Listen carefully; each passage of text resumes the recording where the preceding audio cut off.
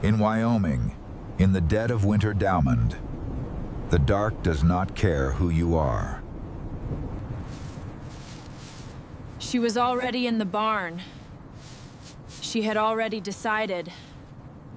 Outside, someone had stopped and was watching. He had ridden out to find something else entirely. He found her instead. The storm came in fast from the northwest, the way the worst ones always did in Wyoming, without warning, without mercy, without any of the usual signs a person could read if they knew how to look. 1 hour the sky was the flat gray of an ordinary March evening. The next, the wind had teeth. Wren Voss was already in the barn when it hit. She had felt it coming the way she felt most things, not through any particular gift, but through the accumulated habit of paying attention when other people had stopped. The air had changed around 4 in the afternoon, a pressure shift, the smell of the cold moving differently than it had the hour before. She had finished her supper early, told no one where she was going, and walked out to the barn with a lantern and the specific economy of motion that came from being a person who did necessary things without making a production of them. The cow had been restless since morning. Wren had noticed that too at breakfast while she was pouring coffee that no one thanked her for and setting out plates that disappeared into conversation she wasn't invited into. She had noted it the way she noted everything in this house, quietly, filed away, acted on later when she was alone and the noting could actually become doing. The calf was wrong. She understood that within the first few minutes. Wrong position, wrong timing, the cow's breathing too ragged and too fast for a labor that should have been unremarkable. The storm slammed into the barn walls with a sound like a freight train finding something solid to argue with, and the lantern swung hard on its hook, and Wren was already on her knees in the straw, already reaching, already working. She did not call for anyone. This was not stubbornness, it was arithmetic. Her father, Harlon Voss, was asleep by 9 without fail, and 9 had come and gone. The 2 ranch hands they still employed. Barely on wages her father discussed in the hushed tones of a man discussing a bleeding wound, were in the bunkhouse on the first side of the property, and the storm between her and them had made that distance into something that couldn't be crossed in the time available. Her sister Lette would have come if called, but Lette had no knowledge of what Wren was doing, and would have arrived frightened and unprepared, and would have needed managing on top of everything else, which would have cost more than it gave. So Wren worked alone. The wind found every gap in the barn walls and came through them like it had grievances. The temperature dropped 10 degrees in the space of an hour. The cow labored and struggled and made sounds that Wren absorbed without flinching, because flinching didn't help the animal and she was here to help the animal. She worked by lantern light with bare hands and the knowledge she had accumulated over 26 years of being the person on this ranch who learned things because the things needed learning and no one else was going to bother. The calf was turned. She could feel it. The orientation wrong, the angle impossible for a natural delivery. She had done this before, twice, both times with her father present and nominally in charge, which meant she had done it alone twice before while someone else stood nearby with a lantern and an opinion. She knew the procedure. She knew the feel of it, the resistance, the place where force became counterproductive and patience became the only tool that worked. She breathed. She worked. The storm raged against the outside of the world, and she stayed inside the only task that mattered. It took 40 minutes. 40 minutes of cold and effort and the particular focused silence of a person who has decided that failure is not an option they are willing to examine. When the calf finally came, wet and trembling and alive, unsteadily, improbably, stubbornly alive, Wren sat back on her heels in the straw and let herself take 3 full breaths before she moved again. She didn't know she'd been watched. The man on the other side of the fence line had come out in the storm looking for a cow of his own, a gray roan that had a habit of finding gaps in the boundary fence that no one had been able to fully explain. He had ridden out before the storm turned serious and been caught in it before he could reasonably turn back, and he had seen the light in the Voss barn from 200 yards out and guided his horse toward it the way a person guides toward any light in a darkness that has become total. He had stopped at the fence. He had watched through a gap in the barn wall, not deliberately, not with any intention of observing, simply stopped there in the dark in the wind and watched a woman work with the complete focused competence of someone who did not require an audience and was not performing for one. He watched her turn the calf. He watched her steady the cow with a calm authority that the animal responded to as though it recognized something in her that it trusted. He watched the calf arrive into the lantern light, and he watched the woman sit back and breathe, and he noted that she did not look around for someone to share the moment with. She simply absorbed it herself and then went back to work, cleaning the calf, guiding it toward the mother, making sure the thing that needed to happen next was happening. He stood at that fence for longer than he should have in that weather. Then he found his cow 3 fields over, got her turned toward home, and rode back to his own property in a storm that had nothing left to surprise him with. His name was Callaway. He was 31 years old. He owned 4,000 acres of the best grazing land in a 2-county radius, and he had built every acre of it himself. Not inherited, not borrowed into, not married toward. He had started with 40 head of cattle and a piece of land that most people considered marginal, and he had worked it with a consistency and an intelligence that the county had eventually been forced to respect even when it would have preferred not to. He was not a man given to impulsive decisions. He was not a man who acted on feelings before he had examined them from every direction he could think of. He thought about what he had seen in that barn for 4 months before he did anything about it. The morning that changed everything arrived without announcement, the way the most consequential mornings always do. Wren remembered later how completely ordinary it had felt, how entirely without signal, as though the day had no intention of being different from the 10,000 days that had come before it. She was in the kitchen before anyone else, the way she always was. The bread didn't rise on its own. The coffee didn't appear by itself. The fire didn't bank itself back to life after a cold night without someone getting up while the dark was still total and making it happen. That someone was always Wren, had always been Wren. Would have continued to be Wren without comment or acknowledgement until one of them died, she sometimes thought, with a flatness that was not self-pity but simply accuracy. She pulled the bread from the oven. She set the coffee on. She straightened the tablecloth and moved the flower arrangement her mother had put out the night before. 2 inches to the left, which was where it needed to be so it didn't block the sightline from the head of the table, which mattered because her father liked to see the whole room when he ate. She had learned this without being told. She had learned most things without being told, which was a skill that developed naturally in a person who understood that no one was going to tell her. She heard the wagon wheels on the drive. Then she heard her father. Harlon Voss had a particular sound he made when important company arrived, a deep, deliberate clearing of the throat, a squaring of the shoulders audible from 30 feet away, the vocal preparation of a man about to perform a version of himself he considered more impressive than the one that had been standing there a moment ago. She moved to the window, did not touch the curtain. This was a habit formed in childhood and maintained through discipline. Look, but don't be seen looking, because being seen looking meant being called to account for her curiosity, which her father considered in Wren a form of overreach. Read Callaway. She recognized him before she made out his face. The way he sat in the saddle, unhurried, straight-backed, without the slight forward lean of a man trying to project a rival. He dismounted with the ease of someone for whom horses were simply part of how the world moved, not something to be managed or demonstrated. His horse was a gray roan with a white blaze. She knew that horse. She had seen it at the fence line of their property twice in the past year, once in summer and once on a February morning when the frost was still on the ground. Her father's voice boomed out across the yard. Come in, come in. From the hallway, Wren heard her mother's quick feet, the specific rapid step sound of Dorothea Voss mobilizing for company that mattered. Then the thin wall words, Lette, wake up. Read Callaway is here. Her sister's groggy protest, her mother's urgent correction, the distinctive rustle of someone being pressed into a better dress with more speed than was comfortable. Wren went back to the bread. She sliced it. She set the good cups out, the ones her mother kept in the cabinet that didn't get used on ordinary mornings, because her mother would notice if she used the everyday ones, and the noticing would become a conversation Wren didn't have the patience for. She arranged the cups. She moved nothing else. She listened to the sound of her father bringing Reed Callaway through the front room with the particular expansive hospitality of a man who wanted a visitor to feel, immediately and completely, that they were in the presence of a household worth knowing. Reed came through the doorway to the dining room with her father still talking, about cattle prices, about the winter just finished, about the particular quality of the grazing on the south property. Reed listened with the attention of a man who was actually listening rather than waiting for his turn, which was, Wren noted from the edge of the kitchen doorway, not as common as it should have been. Her father saw her. Ah, Wren, you know my daughter. A pause that lasted half a second too long. She helps around the house. Reed turned. He looked at her, not through her, at her, with the directness of a man who had decided, somewhere between the doors in this room, that she was worth the same quality of attention he had been giving the conversation about cattle prices. Morning, Miss Voss, he said. Morning, she said, and moved back into the kitchen because she was not going to stand in a doorway and be looked at like something unexpected.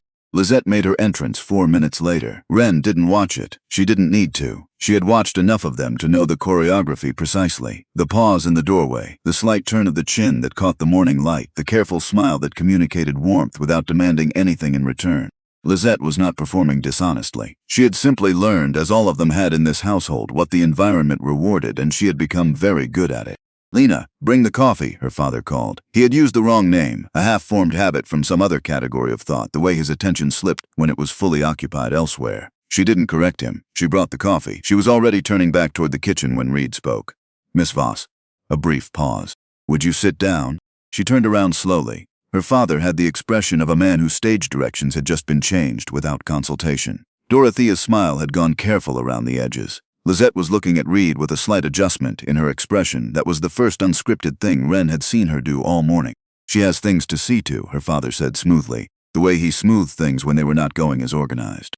The coffee's poured, Reed said. He wasn't being difficult about it. He wasn't making a point with an edge on it. He said it the way he said everything, like it was simply true and true things were worth saying. Miss Voss, please sit. Wren sat. She told herself it was because refusing would have made the kind of scene she didn't make. She was not, in 26 years, a woman who made scenes, but the honest part of her, the part that lived quietly behind the careful and the disciplined, knew it was because the word please in his mouth had the weight of a person who actually meant it. The conversation moved through its expected country. Harlon talked about the spring pasture, about the county fair, about the reliability of the east well, which had been unreliable for 2 years, but not in any way Harlon was prepared to admit to a man of Reed Callaway's standing.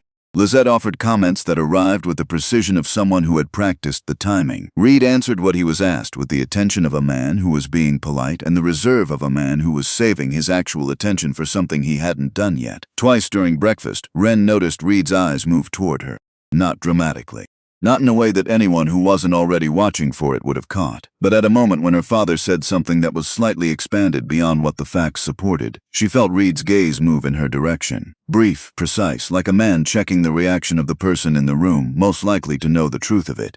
She kept her face still and her hands folded in her lap, and she said nothing. After breakfast, Dorothea suggested a walk in the garden, the way she suggested things when she wanted them to happen without appearing to arrange them.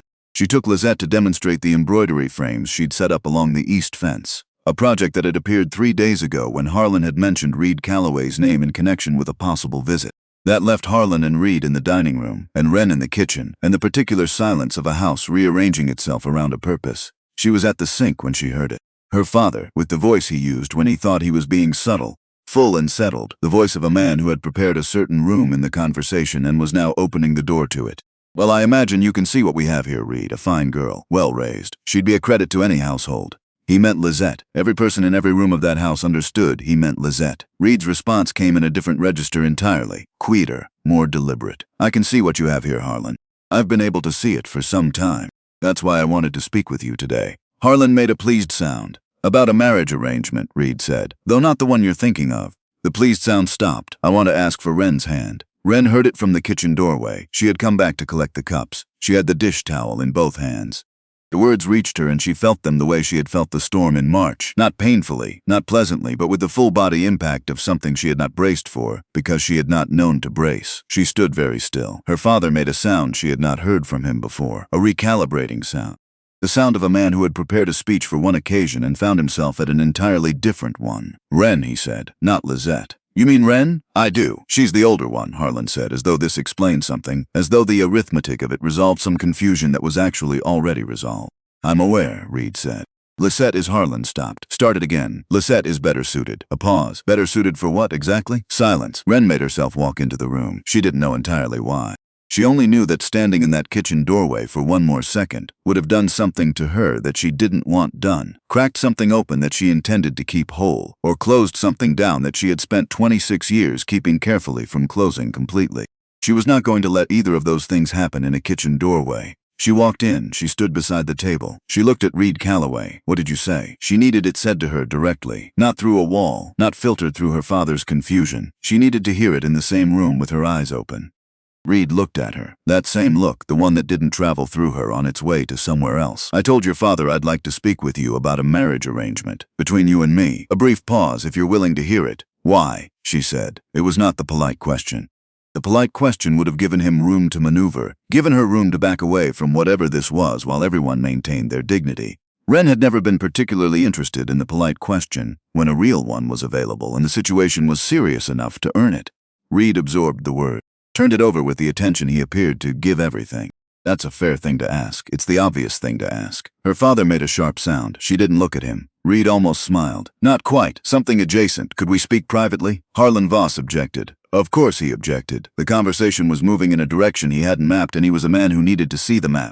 But Reed Callaway owned 4,000 acres and a reputation that had been building since before Wren was old enough to know what reputations were worth. And Harlon Voss owed money at the county bank and had 2 daughters, and the particular arithmetic of their situation in this county meant that Harlon's objection lasted approximately 45 seconds before he found pressing reasons to be on the far side of the porch. They stood in the parlor. Wren kept the dish towel in her hands because she didn't know what else to do with them, and she was not going to twist them together like a woman who was frightened. She was not frightened. She said this to herself with enough firmness to mean it. Reed spoke without preparation. I've been watching this family for a while. Most people watch Lette, Wren said. I know. I watched her too early on. She's charming and she's pretty and she's been raised to be exactly what she is. He paused. But I've been watching you. Wren said nothing. She was good nothing. She had practiced it until it was useful rather than merely empty. Last March, Reed said. The storm. The one that came in fast from the northwest before anyone was ready for it. She remembered it. She would remember it for the rest of her life. One of my cows had gotten through the fence line. She'd wandered close to your property. I went looking for her in the dark and I found her about 50 yards from your barn. He held her gaze without difficulty, the way a man does when he is telling something true and knows it. I also found you, on your knees in the mud in the middle of that storm, with a lantern in one hand and your arm inside a breech calf that would have died without you. Wren said nothing. You didn't call for help, he said. You didn't wait for someone else to come. The calf needed to be turned, she said, because that was what it was. A plain fact. The calf needed turning and she was the one present, and so she turned it. Most women would have woken someone, he said. Most men would have decided it wasn't worth the trouble in that weather, she replied. She wasn't defending herself. She was completing the picture accurately. The calf would have died, he said. Yes, that calf is over 300 pounds now, Reed said. Healthiest animal on my property. Something in his voice shifted, moved into territory she couldn't categorize efficiently, which was unusual for her, and she noted it. That's why I'm here, Miss Voss. The silence that followed was long enough to be its own kind of conversation. Wren turned the dish towel in her hands once and made herself stop. You want to marry me because I know how to pull a calf in a storm. I want to marry you, he said, because when things went wrong and no one was watching, you didn't hesitate. That's not a romantic reason. No, he agreed. It isn't, but it's a real one. And I would rather start with a real reason than a romantic one that evaporates the first hard winter. She looked at him for a long moment. She had been looking for something specific since he'd said her name in the dining room. Looking the way she always looked for things in people's faces, searching for the thing underneath what was being presented. She had found pity there before, uncomfortable charity, the specific well-meaning condescension of someone who wanted to feel good about offering something to a woman they privately considered limited. She didn't find any of that. What she found instead was a man looking back at her with the same quality of attention she used when she was trying to understand something important. Patient, thorough, not waiting for her to perform gratitude, not managing the space between them toward a conclusion he'd already decided on. My father wants Lette settled with you, she said. Your father wants the security that comes with my name, Reed said without heat. That doesn't change my question. The county will talk. The county always talks. I find it matters less the less you require from them. Wren let out a breath through her nose. Not a laugh. Something related to one. You make it sound simple. It's not simple, he said. I'm not going to tell you it is. You'd know I was lying. He held her gaze steadily. I'm telling you it's worth considering. She didn't answer him that morning. She asked for time and he gave it. Gave it without the weighted silence of a man who expected gratitude in advance, without the subtle pressure of a person who had offered something valuable and wanted the recipient to acknowledge that immediately. He simply nodded once, thanked her for hearing him out, and went to find her father. Whatever happened between Reed Callaway and Harlon Voss on that porch, Wren didn't witness. She went back to the kitchen and she stood at the counter with both hands flat on the wood and her eyes on the middle distance, and she breathed in and out slowly, the way she did when she needed to think clearly, and her heart was attempting to think faster than her head. The door opened behind her. Lette. She stood in the kitchen doorway in her good dress, her hair still carefully arranged from the morning, her expression carrying the look of someone who has overheard something they are working very hard not to visibly care about. What did he want? Lette asked. Her voice was light, professionally light. To talk, Wren said. Lette waited. Wren looked at her sister. They had never been close, not the way people romanticized about sisters being close, not the way Dorothea told visitors they were. They had been raised in the same house under the same roof by the same man's priorities, and that had made them careful around each other rather than intimate. But Lette was not unkind. She had been favored without requesting to be favored, and that was not her fault. Wren held on to that the way she held on to most things that were true and uncomfortable, firmly without resentment, because resentment was expensive and she had never been able to afford it. We'll talk tonight, Wren said. Lette studied her. Something moved across her face. He's a good man, she said finally, and whether she meant it as comfort or warning, Wren couldn't entirely determine. I know he is, Wren said. That afternoon her father found her twice. The first time he came with bluster, what had been said, what had been implied, what was and was not going to happen in his household without proper consultation from the man who had built it. Wren listened without interrupting, which she knew drove him to distraction, and when he wound down, she said simply, "I didn't agree to anything, Papa. I only listened," which was true, and which somehow made him angrier. The second time he came quieter. That was worse. Harlon Voss was navigable when he was loud. When he went quiet, he was rearranging something in his thinking, and the rearrangements were not always in anyone's favor but his own. He stood in the kitchen doorway and looked at her with an expression she recognized, the expression he used when he was reassessing the value of something on the ranch that had previously been underestimated. She had never been on the receiving end of it before. "You know what this would mean," he said finally. "I know what you think it would mean," she said. "Don't be clever with me, Wren." "I'm not being clever, Papa. I'm being accurate." She set down the pot she'd been cleaning and turned to face him. He asked. "I told him I'd think on it. That's where it stands. A man like Reed Callaway doesn't ask twice." "No," Wren agreed. "I don't imagine he does." Her father looked at her for a long moment, the moment of a man doing an arithmetic he hadn't expected to be doing. She waited for what usually came next, the reminder of what she owed, the gentle inventory of her limitations, the sum total of what she was worth in the open market of county opinion. But something in Harlon Voss's face shifted that evening in a way she hadn't seen before. Something moved through his eyes that was not what she expected. He left without saying the rest of it. She stood alone in the kitchen after the door closed and let the quiet settle around her and went back to work.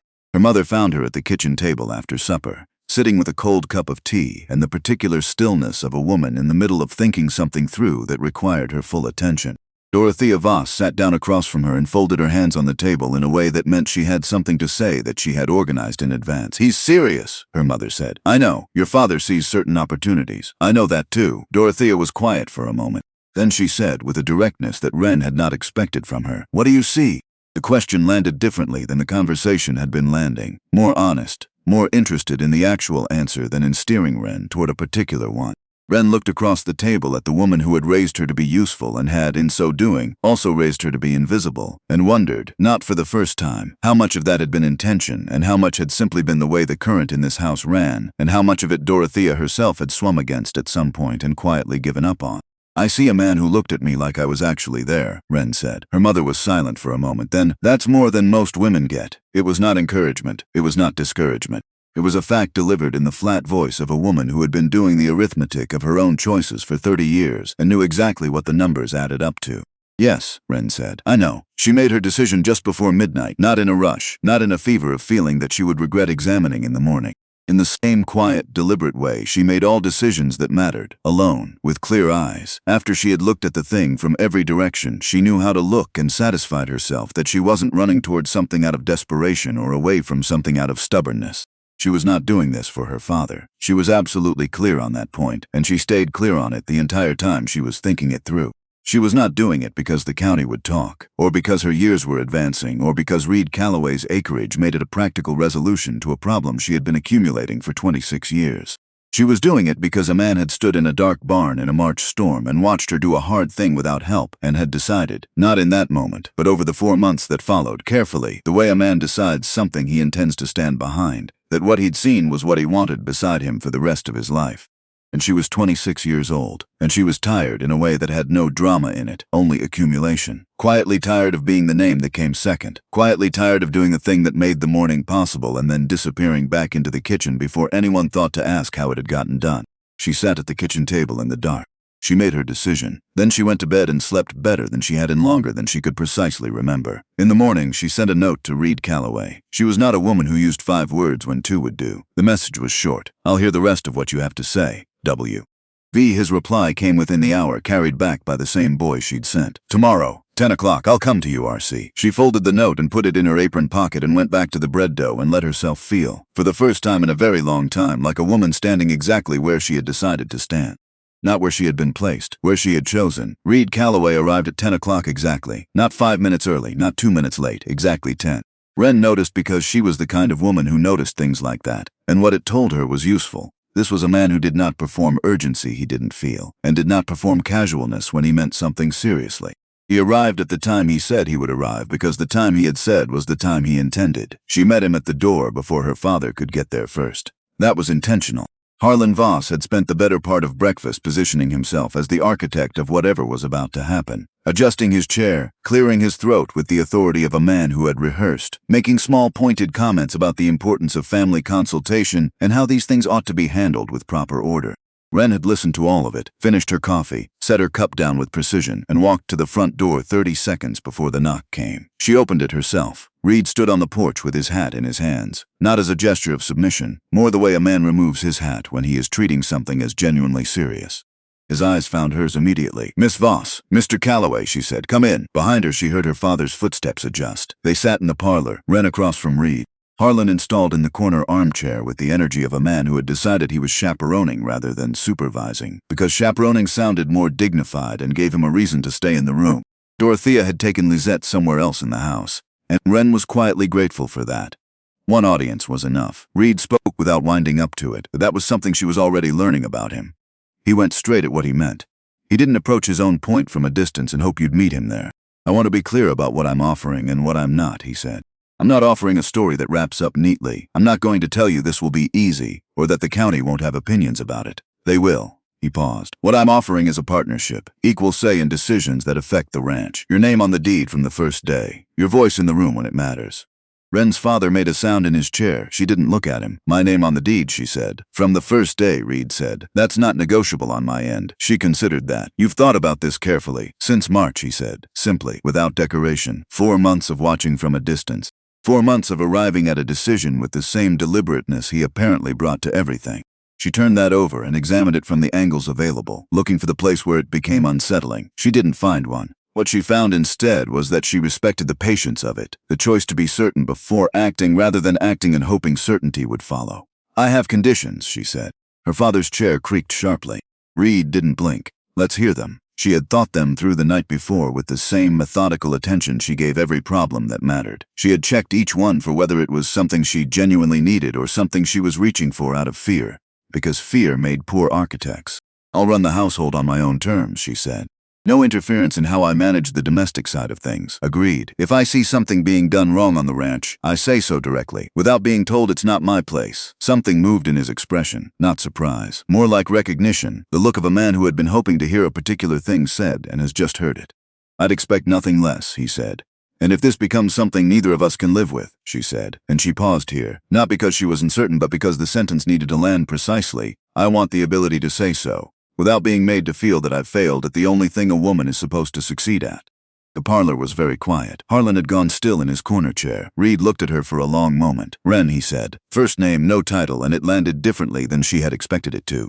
"If we ever reach a place where we can't find our way through together, you have my word. You walk away from it with your dignity intact and your name respected. That's a promise I'll keep." She looked at his face carefully. She was good at finding the place in people's faces where performance lived, the small inconsistency between what was being said and what was true underneath it. She had developed this skill through years of necessity, and it had rarely failed her. She didn't find it. "All right," she said.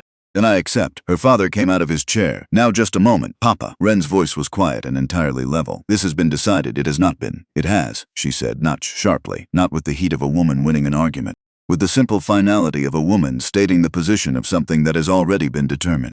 "You sat in that chair for 20 minutes without speaking, and I respected that. Now I'm asking you to do the same." Harlon Voss stared at his daughter. In 26 years she had not spoken to him that way. She hadn't raised her voice. She hadn't made it a confrontation. She had simply said the truth of the matter in the same tone she used when she told the hands where the fence line needed mending. He sat down. Reed stood and extended his hand to Wren, not to her father, not to the room, to her. And she stood and took it, and they shook hands the way people do when they have just agreed on something real and both of them know it. "I'll speak to Reverend Hollis this week," Reed said, "unless you'd prefer to wait." "No waiting," Wren said. "If we're doing this, we do it." The corner of his mouth moved. "Good." Word moved through the county the way it always did in places where everyone's business was considered communal property, faster than horses, louder than necessary, and with the particular embellishment that accumulated when a story passed through enough mouths before anyone thought to check whether it was still the same story it had started as. By Thursday afternoon, 3 versions existed. In the first, Wren had somehow maneuvered Reed Callaway into the arrangement through methods that were vague but implied. In the second, Harlon had orchestrated the entire thing and Lette had graciously stepped aside, which made everyone involved look more dignified. In the third version, the one circulating at the dry goods counter, Reed had walked into the Voss parlor and simply gone silent at the sight of Wren, which was romantic enough that no one particularly wanted to examine it for accuracy. None of them were true. All of them were more interesting than the truth, which was simply that a man had watched a woman do a hard thing well and had decided that was what he wanted standing beside him for the rest of his life. Wren heard pieces of it across the week. She neither confirmed nor corrected. She had learned early that other people's versions of you ran on their own fuel, and the most efficient thing you could do was decline to add to the supply. Edna Marsh arrived on Friday morning with a basket of preserves and the very specific energy of a woman who had organized a legitimate reason to be somewhere she intended to be anyway. Edna was 54, sharp in the manner of someone who had spent decades paying close attention, church attending in the conspicuous way of someone who valued the social architecture of church as much as the spiritual content, and she was the closest thing the county had to an official record of everyone's circumstances. She arrived at the Voss house with her basket, her good shawl, and a warmth that was genuine enough underneath the curiosity to make the curiosity bearable. Wren met her at the door. They sat with tea. Edna arranged herself with the basket on her lap and the conversation already mapped. "I'll be direct," Edna said, with the air of someone who considered directness a gift she was giving you. "Because I've always had a certain regard for you, Wren, and I think you deserve it." She paused. "People are talking. People were always going to talk," Wren said. "Some of them are saying," Edna chose her words with the care of a woman selecting fruit at market, "that Reed Callaway has made an error. That he's passed over Lette, who is, and I say this without any unkindness, the more natural choice." Wren set her teacup down. The more natural choice for what? Edna blinked. For a man of his standing, his position in the county, his Edna. Wren said it pleasantly. The way she said things she meant seriously. "What is it you think Reed Callaway needs a wife for?" A pause. "Well, to manage the household.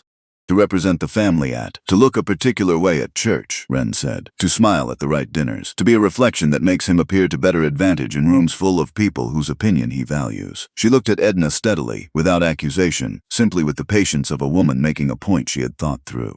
"Is that what you'd want for your daughter?" Edna opened her mouth, then, to her genuine credit, closed it again. "Reed Callaway runs 4,000 acres, Wren continued, her voice even and unhurried. "He needs someone who can think under pressure, who doesn't come apart in a crisis.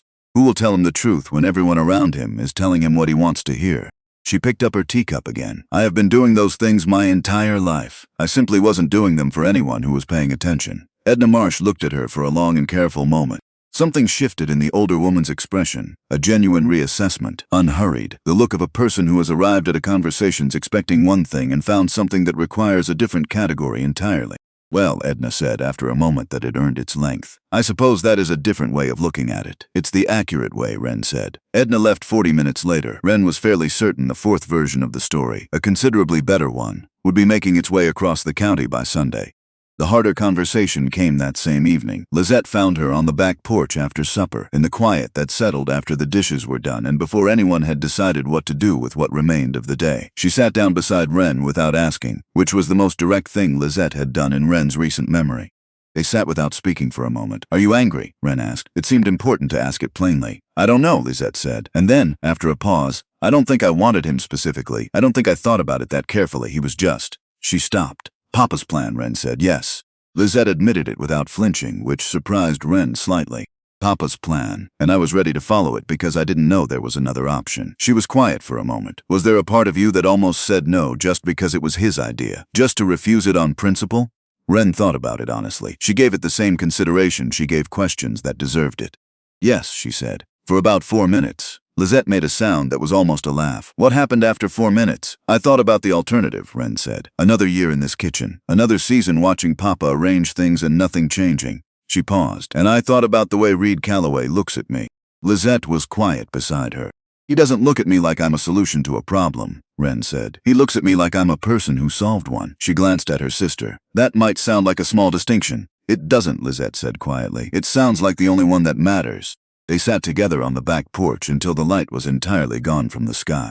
And for the first time in longer than Wren could locate precisely, the silence between them felt like something shared rather than something they were both maintaining carefully to avoid the cost of letting it go. The wedding was on a Saturday in August in the Voss parlor, with more people present than Wren had anticipated. They had come because word had moved, and word had made this into something the county felt it had a stake in witnessing. Neighbors who had known the Voss family for decades, women from the church who had opinions about what was happening and wanted to be in the room when it happened so their opinions would be based on evidence. A few men who had business dealings with Reed and had come as much to read him as to congratulate him. They filled the parlor and spilled into the hallway and stood along the walls with the particular energy of people who suspected they were about to see something worth seeing. Reverend Hollis had performed 11 weddings in the past 3 years and would later tell his wife that he had never felt a room hold its breath the way it did that morning. Harlon stood in the second row with his chin up, the way Wren had told him to, looking like a man who had engineered the entire arrangement and was quietly satisfied with his own foresight. Dorothea stood beside him with her hands folded and her expression composed into something that was mostly relief with the edges carefully smooth. Lette stood at her mother's side in a dress the color of early winter sky, watching her sister with an expression that had traveled a considerable distance over the past week and arrived somewhere that looked very close to genuine pride. Owen Briggs, Reed's foreman, broad-shouldered and weather-worn, a man of 50 who had worked the Callaway ranch since before Reed had taken it over fully, stood to Reed's left with the quiet readiness of someone who had decided early which side of a thing he was on and had no interest in reconsidering. Wren walked through the room. She felt every set of eyes in it. The weight of collective attention was something she had spent most of her life avoiding, had moved through rooms in a way specifically designed not to attract it. Now she walked through the center of it and she did not adjust her pace and she did not drop her gaze. Reed saw her when she came through the doorway. His face, that steady, measured face that gave away nothing it hadn't decided to give, went briefly and entirely unguarded, just for a moment she caught and held on to the way you hold on to something that surprises you with its weight. She walked to stand beside him. Reverend Hollis opened his Bible and the room went quiet, and the ceremony began with the words that had been said over enough couples in this county that they carried the accumulated weight of all those other mornings, all those other promises made in rooms that smelled of beeswax and good fabric, and the particular nervousness of people standing at the edge of something they couldn't see the other side of yet. "Do you, Reed Callaway, take this woman?" "I do," Reed said. He didn't wait for the sentence to finish, clear and immediate the way he said everything he meant. A small sound moved through the room, not quite a murmur, the collective adjustment of 40 people simultaneously revising what they had expected this morning to be. Hollis continued without breaking stride, because he was a professional and because the moment required it. "And do you, Harlon Voss, take this man, to have and to hold in sickness and in health, for richer or poorer as long as you both shall live?" The room went so quiet she could hear her own heartbeat. She looked at Reed. He was looking back at her with the expression he had worn in the parlor the first morning, steady, present, entirely real. Not performing certainty, simply certain. "I do," she said, and she meant it in a way that she had not known before this week she was capable of meaning things. "Then, by the authority vested in me," Hollis said, "I now pronounce you husband and wife." He paused, the practiced pause of a man who understood that the moment needed its weight. "You may kiss your bride." Wren had not thought carefully about this part. She had been practical about the whole of it, the conditions, the conversation, the arithmetic of what she was agreeing to and what it would require of her. She had not spent significant time on the ceremonial particulars. What she had expected was something brief and formal, an acknowledgement of the occasion, the kind of gesture that said this is done without saying anything more complicated. What happened was different. Reed turned to her fully. He raised his hand and set it against the side of her face with a gentleness that she was not prepared for. This man who handled cattle and boundary disputes in hard Wyoming winters with the same contained force, touching the side of her face as though she were something he had been waiting a long time to be careful with. She felt herself lean into it before she had made the decision to. The kiss was not brief. It was not a spectacle. It was the kind that happens between two people when both of them have been, separately and quietly, holding themselves braced for something good, and then been surprised by how completely it arrived. It lasted long enough that the room understood it was real. Long enough that Reverend Hollis found a renewed interest in the pages of his Bible. Long enough that Edna Marsh stopped breathing for 4 full seconds. When it ended, neither of them moved immediately. Reed kept his hand against her face, and Wren kept her eyes closed for 1 moment longer than was strictly necessary. The room was perfectly and absolutely still. Then Harlon Voss started clapping. It was a startled clap. The clap of a man who began applauding before he had fully decided to, whose hands came together out of something genuine before his composure could arrange a more controlled response. And it was, in its startled, unplanned way, the most honest thing Harlon Voss had done in a parlor in years. The sound broke whatever had been holding the room, and then everyone was clapping and someone near the back let out a long breath that had the quality of a laugh, and Edna Marsh made a sound that was entirely involuntary. Wren opened her eyes. Reed was looking at her. "That went differently than I planned," he said quietly, for only her to hear. "Did you plan it?" she asked. "I planned to be appropriate," he said. "What happened?" He looked at her for a moment with that almost smile she had already begun to recognize as his truest expression. "You happened," he said. "Simply, the reception was held at the Voss property. Dorothea had insisted on it, and Wren had agreed without argument because it cost her nothing and meant a great deal to her mother. And there were larger things to spend her disagreements on. Tables in the yard, Food contributed by half the neighboring women without being asked, because that was what happened in a county like this when a wedding occurred. Whatever people privately thought about the particulars. People came who hadn't been at the ceremony. Word had moved efficiently. Wren moved through the gathering with the slightly suspended disorientation of a woman who had spent 26 years at the edge of rooms and was now inexplicably the center of one. She handled it the way she handled unfamiliar terrain, carefully, without performing confidence she didn't entirely feel or discomfort she did. She stood beside Reed and she shook hands and she received congratulations and she smiled when smiling was genuine and didn't when it wasn't. The first real test arrived 20 minutes in. His name was Cray Alderton, 58 years old, heavy-set in the way of a man who had been strong once and had allowed the strength to convert into something harder to define. He owned the property bordering the south side of Reed's ranch, and he had for 3 years been engaged in a dispute with Reed over water access that had not been resolved to anyone's satisfaction, or rather, had not been resolved in the way Alderton wanted, which meant he continued to press it. He came to Wren, not to Reed. To Wren, she understood immediately that this deliberate, he had calculated in the way that men like Alderton calculated, visibly, with a confidence in their own arithmetic that came from years of people not correcting it, that the new wife was the softer approach, the less defended angle. The way in through the side door while the front was occupied. "Congratulations, Mrs. Callaway," he said with a smile that had the temperature of well water in November. "Quite a morning." "Thank you, Mr. Alderton," she said pleasantly. "I imagine you'll be getting settled into the ranch now," he said, "finding your feet. It's a fine property. Though I imagine Reed will have a great deal on his mind, adjusting to married life." He paused, with the deliberateness of a man placing something on a table and waiting to see if you'd reach for it. "I thought this might be a natural time to revisit the water access question. Fresh start and all." She looked at him. "You thought today would be a good time to approach me about a property dispute." He blinked. "Just a friendly, at my wedding reception," she said. She let that sit for a moment, giving it room to be what it was. "Then, Mr. Alderton, I don't know the full details of the water access situation yet. I will by the end of the month because I intend to learn everything about that property from the deed to the fence line. And when I do, if there's a legitimate conversation to be had, my husband and I will have it with you at an appropriate time and in an appropriate place." She smiled with the precise degree of warmth the situation warranted and no more. "Today is not that time. Enjoy the food. My mother made the pie herself, and it is exceptional." She turned away before he could find a response to that. Reed was standing 3 feet behind her, holding 2 glasses of lemonade. He had heard everything. She could tell from his expression, something new in it, something that was equal parts admiration and amusement that was working to keep both of them from becoming visible at the same time. He handed her a glass. "You knew about the Alderton dispute. Owen mentioned the broad shape of it," she said, "on Tuesday. Reed absorbed this. You've been preparing." "I prepare for everything," she said. "You knew that already." He looked at her the way he had looked at her in the parlor that first morning, like she was information he was still processing and finding more substantial than any prior estimate had suggested. "I did know that," he said. "I just didn't know how far it went." "You'll find out," she said. Edna Marsh found her next, which was inevitable. She took Wren's arm with the easy familiarity of a woman who had decided they were now allies, which was a reassignment Wren was willing to accept. "I want you to know," Edna said, steering her slightly away from a cluster of the Mitchell family who were moving purposefully toward Reed, "that what you said to Cray Alderton just now will be halfway across the county before Monday morning."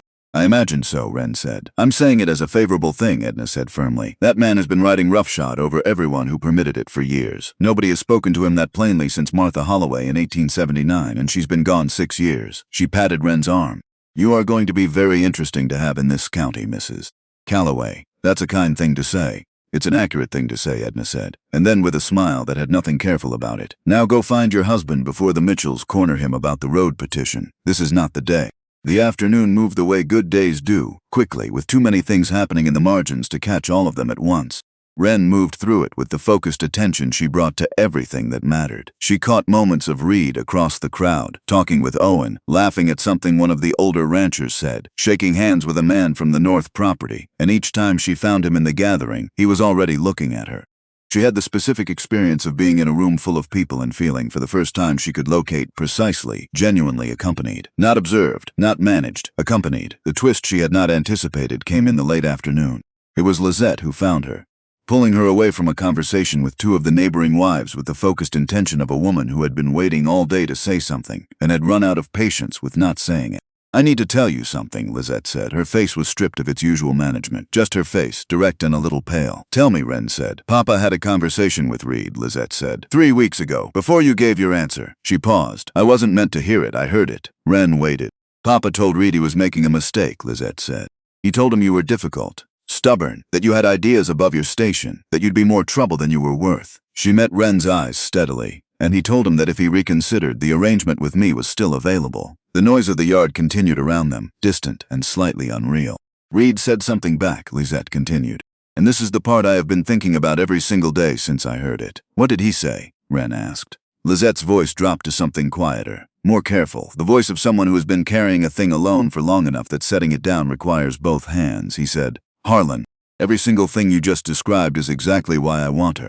A woman without stubbornness breaks in the first hard season. A woman with ideas built this county alongside the men who got the credit for it. And if you think difficulty is a flaw, it's because you've been surrounded by easy things your whole life, and none of them have lasted. The silence between them was full.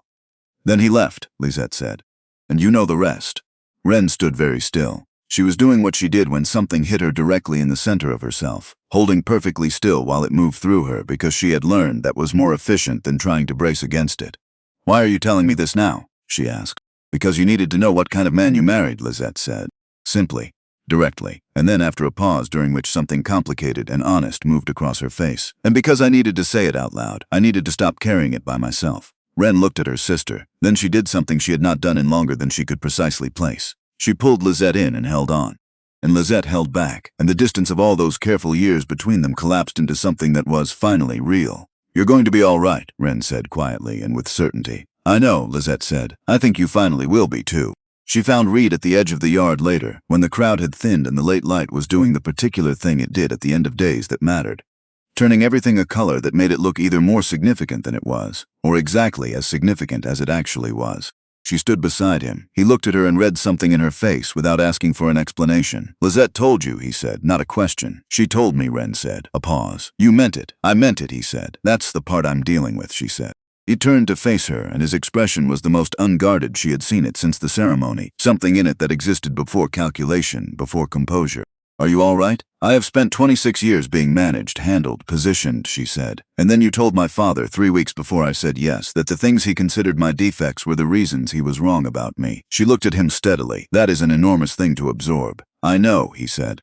You don't have to find words for it today. She looked at him, this man who had watched her in a rainstorm, who had waited 4 months, who had sat across from her and agreed to every condition she set without hesitation, who had then gone home and defended her to her own father without telling her. We have time, she repeated. All the time you need, he said. She took a long breath and let it out slowly, and she turned to stand beside him again, and they looked out together at the scattered remains of the day, the cups and plates, the tables that had held a celebration she was still making sense of. I want to see the ranch tomorrow, she said.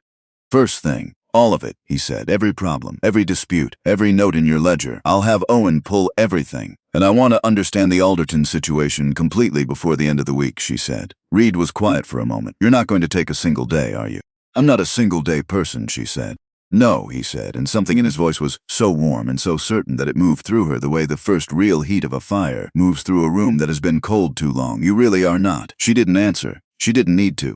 She stood beside her husband in the last light of their wedding day, in the full weight of everything that had just changed, and she felt not happiness exactly, or not only happiness.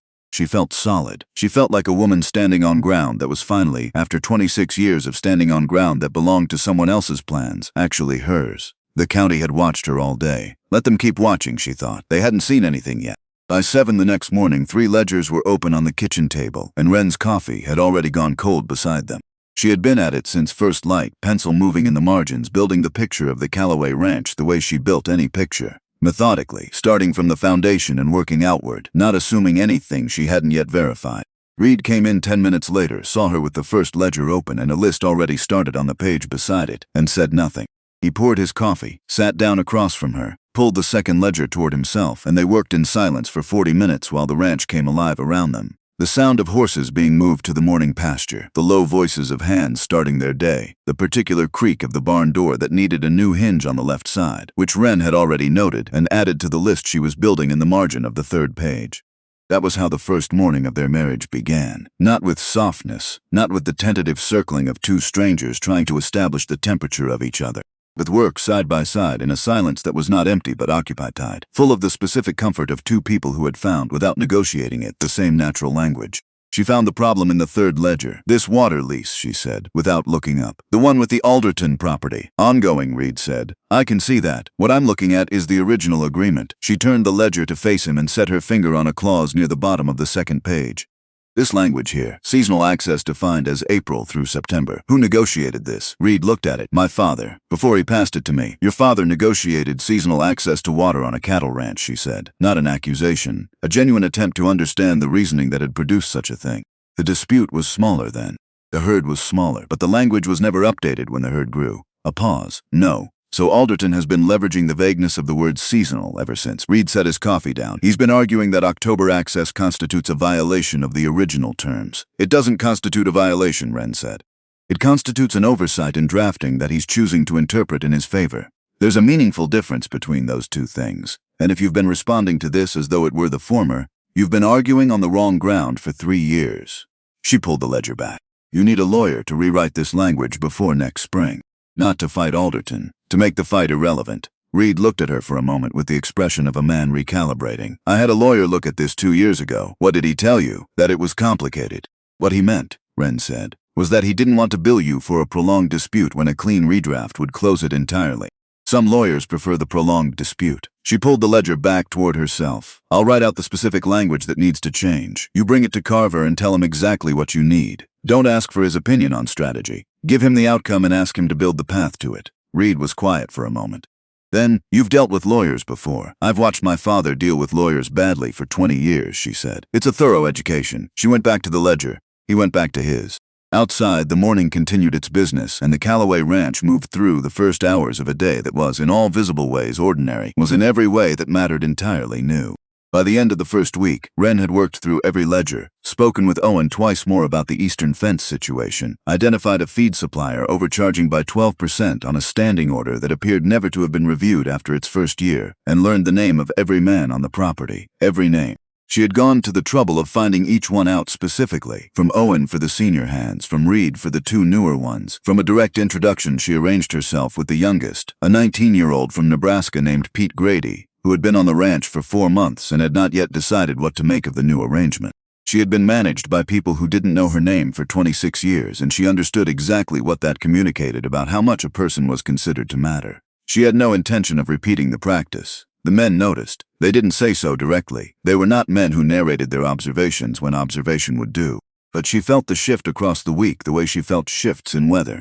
The way Owen began directing small questions to her when Reed was occupied with something else. The way the morning report started, including information she hadn't specifically requested but clearly needed.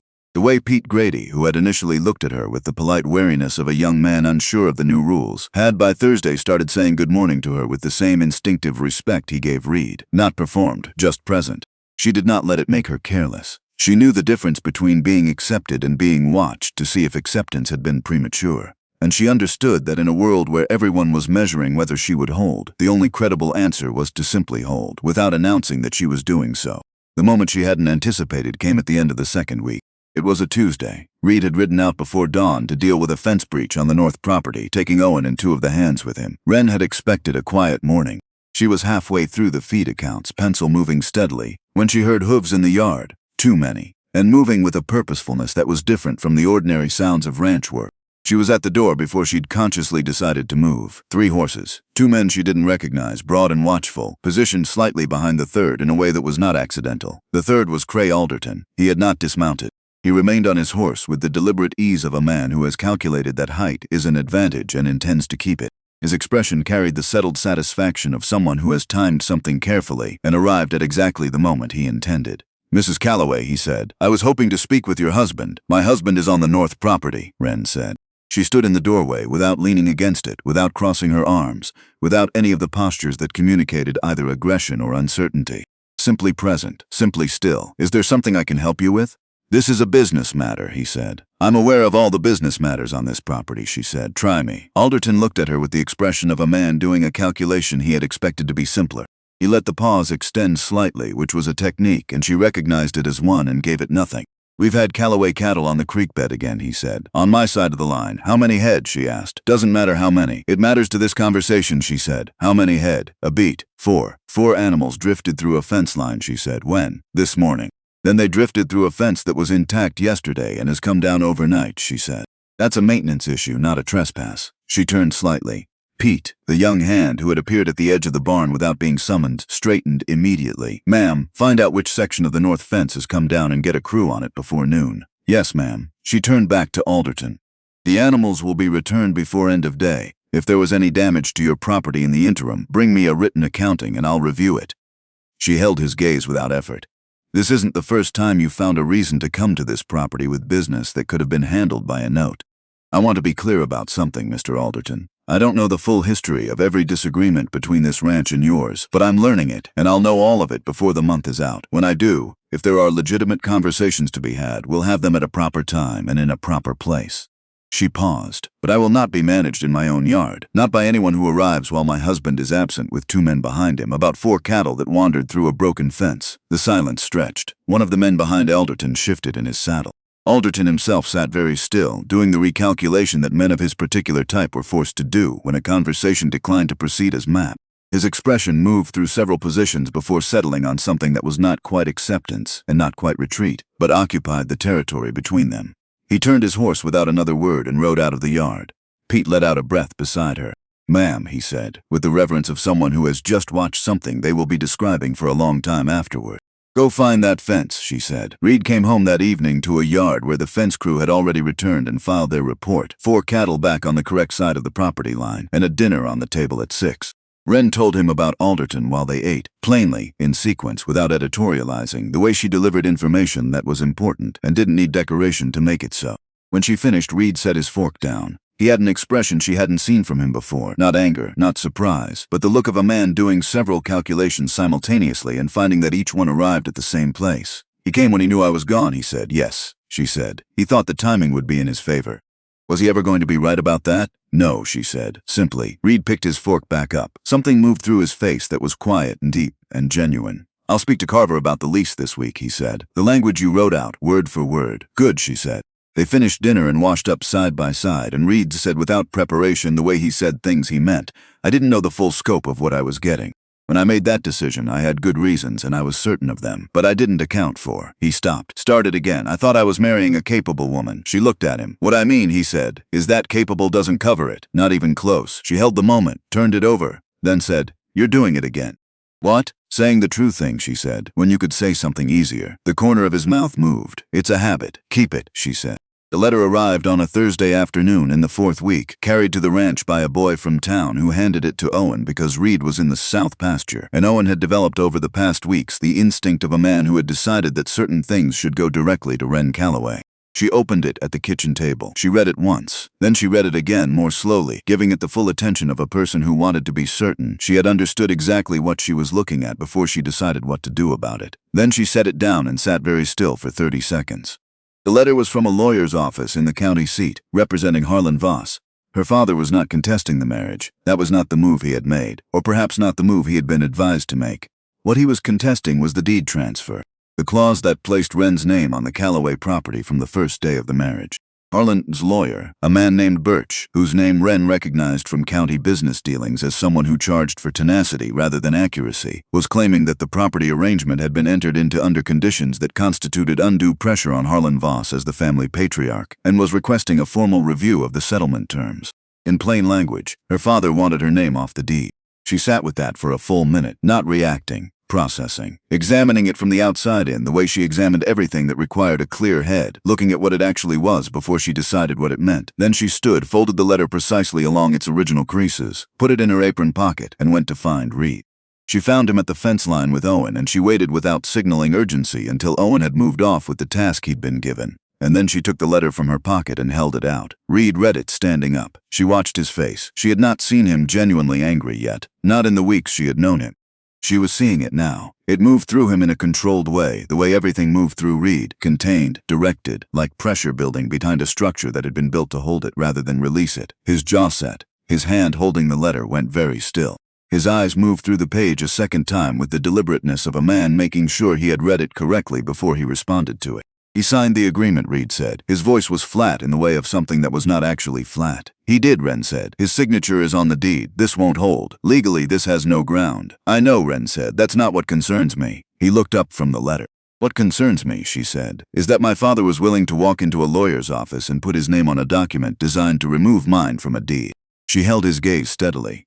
I need to know how you want to handle this. Not the legal part. I know how we handle that. I mean whether you're going to let this become a fight between you and my father that I stand at the edge of, or whether we handle it the way we handle everything else. Reed folded the letter. He held it for a moment. I'm going to the county seat tomorrow, he said. You're coming with me. To Carver? She said. To your father, he said. First, she looked at him. We're going to sit down with Harlon Voss, Reed said, and I'm going to give him one opportunity to withdraw this before I respond to it through Carver. One conversation. You present, your voice in the room. He looked at her directly. This is your family and your name on that deed. You don't stand at the edge of this. You're at the center of it. She looked at him for a long moment. You keep doing that, she said. What? Putting me at the center, she said, when most men would move me to the margin. Most men, he said, are managing the wrong thing. The meeting with Harlon Voss was the most uncomfortable hour Wren had spent since the wedding, and she included in that accounting the 40 minutes with Cray Alderton in the yard. Her father sat across the parlor table with the rigid posture of a man who had committed to a position and felt obliged to defend it because retreat in his understanding of the world was more costly than being wrong. His lawyer, Birch, sat beside him with papers arranged in the precise formation of someone performing the appearance of thorough preparation. The papers were neat. The argument they represented was not. Reed sat to Wren's left. He said almost nothing in the first 15 minutes. He let Harlon speak, let him lay out the framework of the complaint. Let Birch interject with the legal framing, which was elaborate in the way that weak arguments were sometimes elaborate, more structure than substance, more language than logic.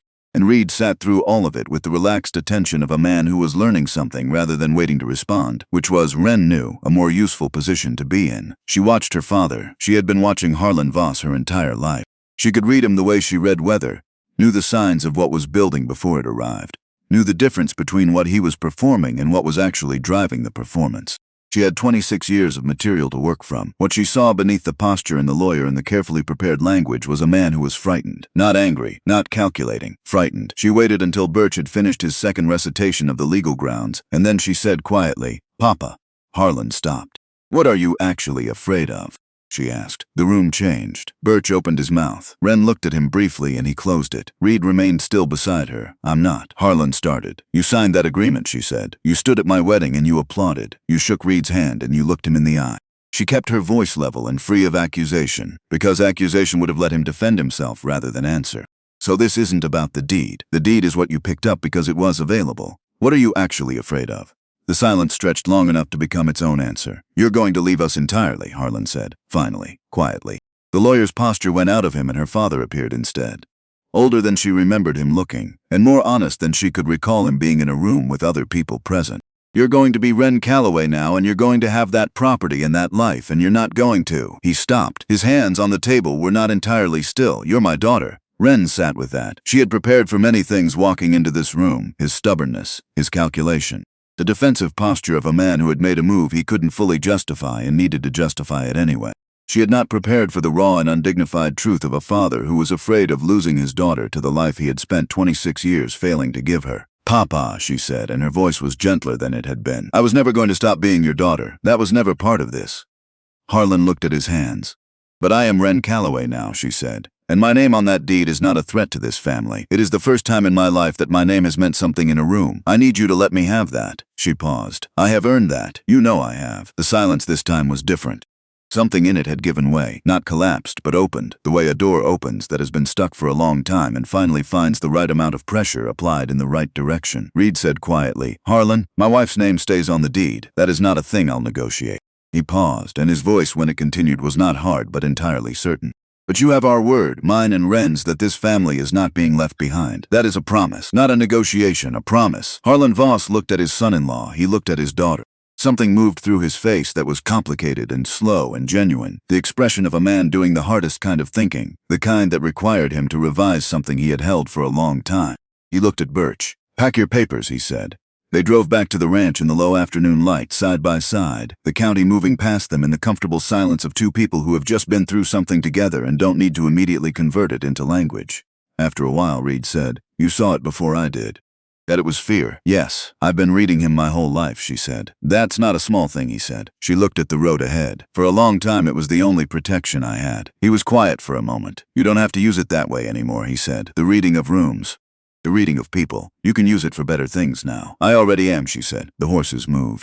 The land moved around them, wide and specific and real, and Wren sat in the seat beside her husband and felt with the same precision she felt everything. Checked carefully, found true, that she was exactly where she had chosen to be, doing exactly what she had been built to do, with a man who saw all of it clearly and called it what it was. 2 weeks later, Lette arrived at the Callaway ranch with 2 cases and a trunk and the expression of a woman who had made a decision and was finished renegotiating it with herself. Wren was at the door when the wagon stopped. She took one look at her sister's face and said, "What happened?" "Papa found a new arrangement," Lette said. Her voice was steady with the specific steadiness of someone who has been practicing it. "A man named Connolly, from up near the ridge. He's 54. He's been widowed twice. Papa says it's practical." Wren felt the anger come up clean and fast. "Lette, I said no," Lette said. The words landed quietly between them. "I said no, Wren. For the first time in my life, I said no to him, and I meant it all the way through." She held her sister's gaze, and in her face was something Wren had not seen there before. Not the careful performance of the parlor, not the managed brightness of a woman playing the role that had been written for her, but something underneath all of that. Something that had always been there and had just, for the first time, been allowed to show itself. "And now I need somewhere to be while I figure out what comes next, if that's all right." Wren stepped back from the door. "Get inside," she said. Reed came in from the south pasture 2 hours later to find Lette at the kitchen table with tea and Wren across from her. The conversation having done its heaviest work already. The room carrying the quietness of 2 people who have said important things and are now simply sitting with them. He looked at Wren. She looked back at him with the slight lift of her chin that had become, in the weeks of their marriage, their shorthand for, "I'll explain it later. Trust me now." He looked at Lette. "Miss Voss," he said, "you're welcome here as long as you need." Lette looked at him the way a person looks when they've been expecting a condition that doesn't arrive. When it didn't arrive, something in her face shifted. Something released, the way a held breath releases when a person finally decides they're safe enough to let it go. "Thank you," she said. Reed nodded, poured himself coffee, and took it out to the porch to give them the room. Wren watched him go. She had a word now for the thing she felt when she watched him make a decision that was purely decent and asked nothing in return. It had taken her several weeks to find the word. She was precise about language, and she had not wanted to use it until she was sure it was accurate. She was sure. She turned back to her sister. "You're going to be all right," she said. "You said that at the wedding," Lette said. "I meant it then," Wren said. "I mean it more now." "You said no, Lette. That belongs to you. Nobody can take it back." Lette looked at her hands. "It was the most frightening thing I've ever done," she said. "Yes," Wren agreed. "It is, and it's also the most important." She reached across the table and set her hand over her sister's. "The frightening part gets smaller. The important part doesn't." Harlon arrived the following morning. He drove himself, which was unusual enough that Owen came to find Wren before Harlon had reached the door, giving her 30 seconds to compose herself and decide how to stand. She stood at the front door. Harlon looked older than he had at the meeting in the county seat. Not dramatically, not the sudden aging of catastrophe, but the quiet erosion of a man who had been spending his nights examining decisions he'd made in daylight and finding them wanting. He held his hat in his hands the same way Reed had held his hat on the morning he'd come to the Voss house. Not as submission, but as acknowledgement that this was serious and he knew it.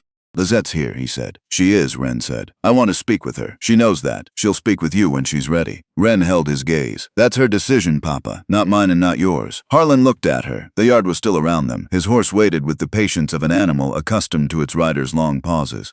"I pushed too hard," he said. "Yes," she said, without softening it. He didn't need it softened. She was done cushioning truths that needed to land squarely. "Connolly seemed practical," he said. "Practical for who?" she asked. He stopped, and she saw it. Saw the moment the question reached him, the moment he heard in it what she meant, and found that he didn't have an answer that held up under the weight of it. "Every decision you've made about us has been practical for you, Papa," she said. "I'm not saying that to wound you. I'm saying it because you need to hear it, and because you're standing on my property asking to speak with my sister, and the least I can do is be honest with you." She paused. "Lette is here. She's safe. She said no to something that would have made her miserable, and she needs time to understand what she's choosing toward, not just what she's choosing away from. When she's ready to see you, you'll hear from us." Harlon Voss stood on his daughter's porch and said nothing for a long moment. "You're different here," he said finally. "I'm the same," she said. "You're seeing me differently." He absorbed that with the slowness of a man for whom this particular kind of truth was new and not easy. Then, "Your mother wants to know if you'll both come for Sunday dinner." Small, imperfect, the only kind of offering he knew how to make with his hands at that particular moment. "We'll come," she said. "Raid too." He nodded once, got back into his wagon, drove away without looking back. Wren stood at the door until the sound of the wheels faded into the distance, and she breathed slowly, and she let herself feel all of it without closing any of it off. The frustration and the ache, the complicated and durable love of a daughter for a father who had failed her in ways he was only now beginning to see clearly enough to name. She felt a hand at the small of her back. Reed, who had come out of the house quietly, not to intervene, not to manage anything, but to be there. She didn't turn around. She leaned back slightly into his presence, which was enough. "Sunday dinner," she said. "I heard," he said. "It's going to be uncomfortable." "Most things worth doing are," he said. She turned then, and she looked at him and she said it, not as a conclusion she had arrived at or a decision she had made, but as a thing that came out of her because it was present and true, and she was finished waiting for a moment that felt sufficiently momentous to say it in. "I love you." The words went out into the still morning air between them. Reed looked at her with an expression she had been cataloging for weeks, all its variations, all its registers, and this version was one she hadn't seen before. Something past the almost smile, something open in a way his face rarely permitted itself to be. "Don't make a speech about it," she said quickly.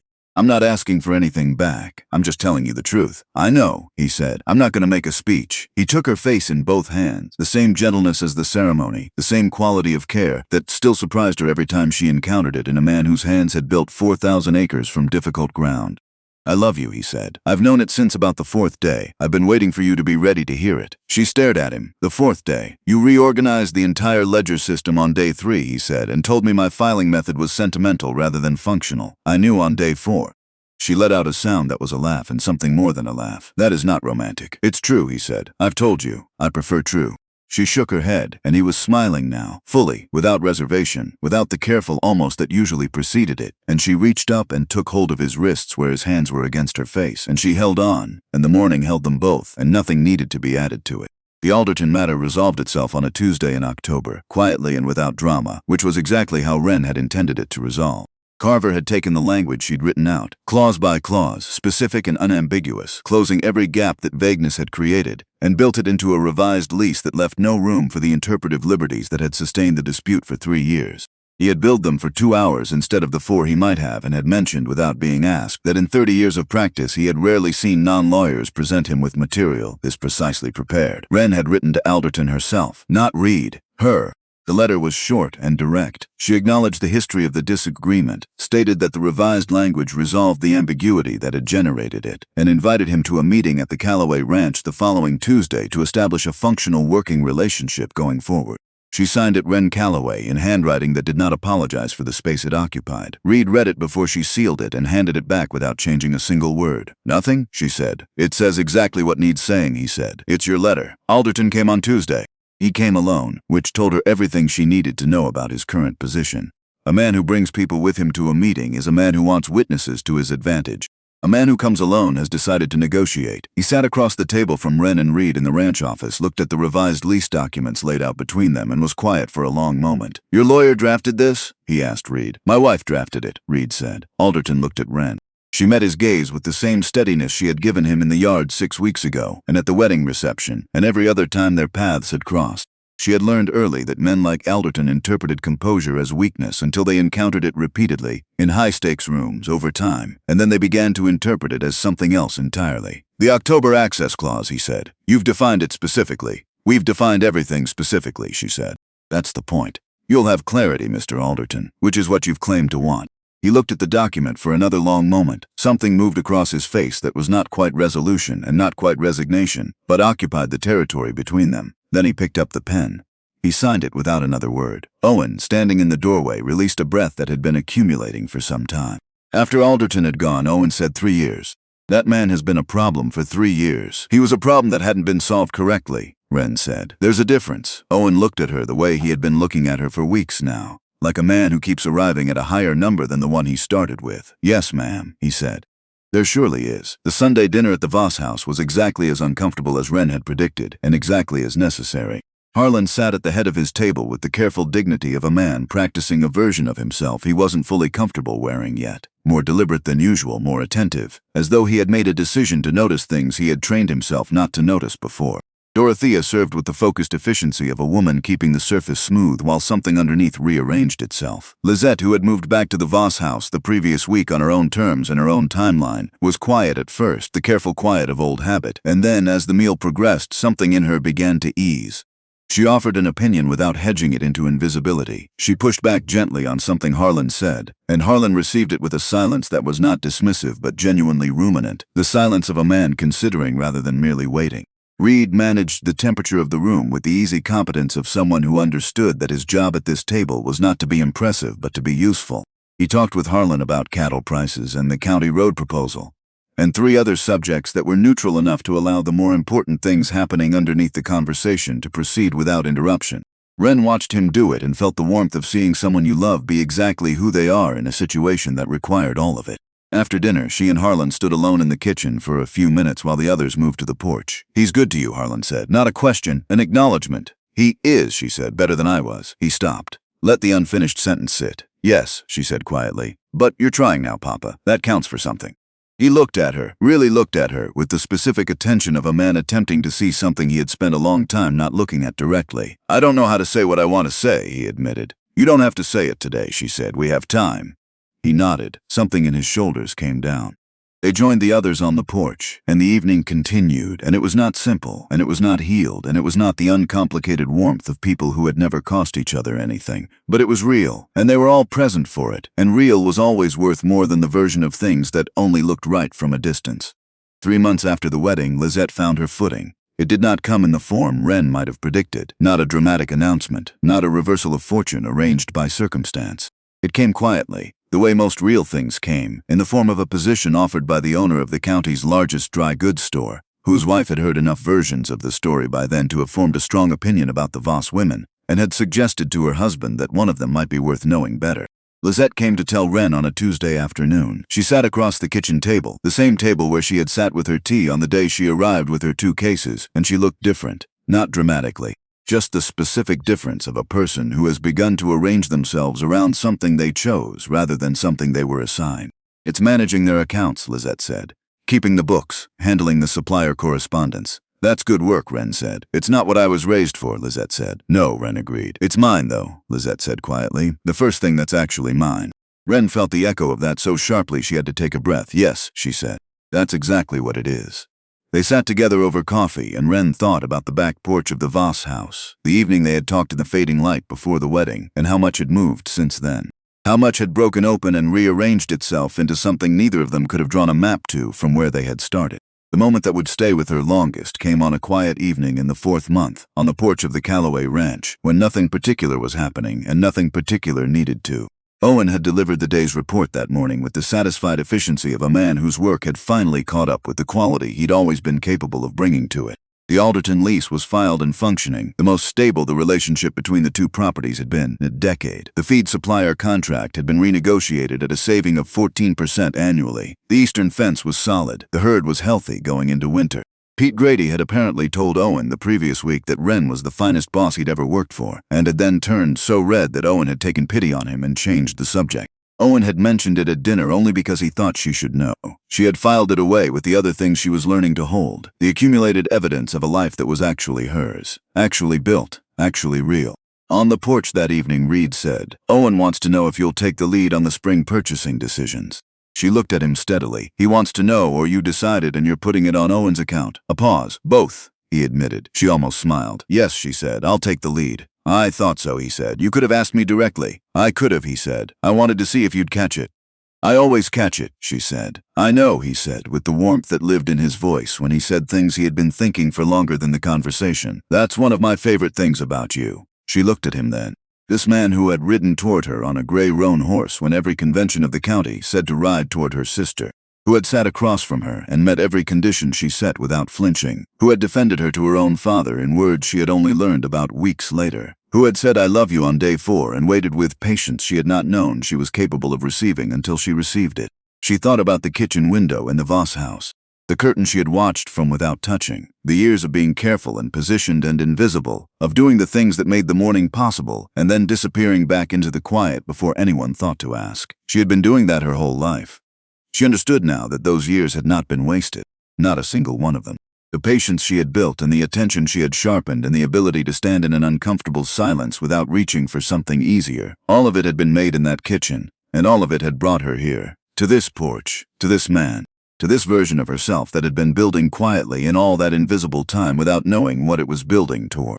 Nothing had been wasted, not a single year of it. "Wren," Reed said. "Yes," she said, already looking at him. "I want you to know something," she said. "Not because it needs saying for any particular reason, just because it's true and I believe in saying true things." "Tell me," he said. "I am exactly where I want to be," she said. "Not where things worked out, not where circumstances arranged themselves conveniently, where I want to be." She held his gaze steadily. "There's a difference, and I need you to know that I know it." Reed was quiet for a moment, the good quiet, the kind that meant something had landed exactly where it was aimed and he was letting it settle before he answered. Then he reached over and took her hand the way he did it now, without ceremony, without announcement, simply because it was what he did when they were in the same space and the day was winding down and the world was manageable and theirs. "I know," he said. "So am I." They sat together on the porch of the Callaway ranch as the last of the light left the Wyoming sky. Two people who had chosen each other across every obstacle that stood between the choosing and the having. The land around them was quiet. The herd was settled. Somewhere in the county, Edna Marsh was telling someone the true version of the story. The one that made people sit up a little straighter when they heard it. Inside the house, a name was on a deed that could not be removed. It was a name that had always deserved to be there, and now it was.